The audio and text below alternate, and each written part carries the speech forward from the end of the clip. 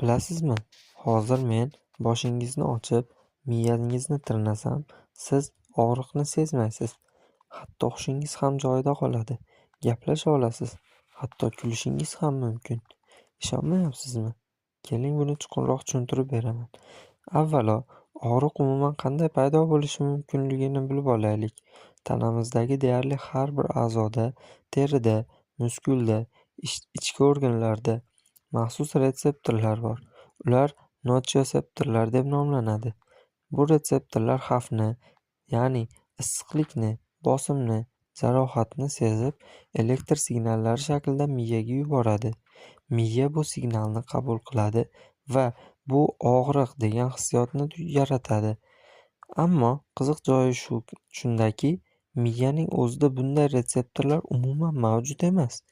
Ya'ni miya butun tanadan kelayotgan og'riqni his qiladigan markaz, lekin o'zi hech qanday og'riq signallarini sezmaydi va sezolmaydi ham. Shuning uchun neyroxirurglar ba'zan murakkab operatsiyalarni, masalan, o'sma olib tashlash yoki epilepsiyani davolashda bemorni to'liq behushlik ostiga qo'ymasdan, faqat teri va suyakni mahalliy behushlik bilan davolab, miyaga to'g'ridan-to'g'ri ishlov beradi.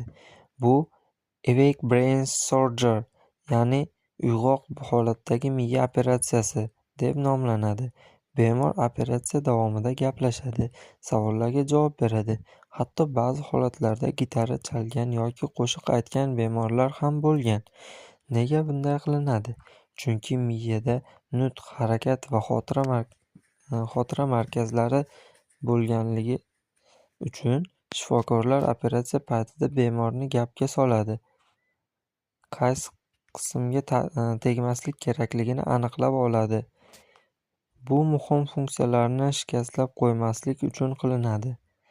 Endi sizga savol tug'ilishi mumkin. Unda bosh og'rig'i qayerdan keladi?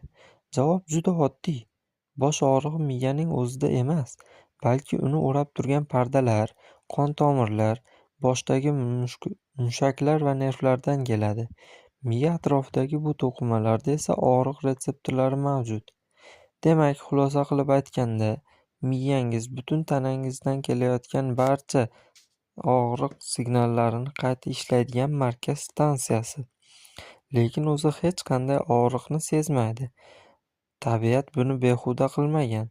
Aks holda, har safar fikrlaganingizda yoki biror bir narsani xotirlaganingizda miyangiz og'rib qolishi mumkin edi.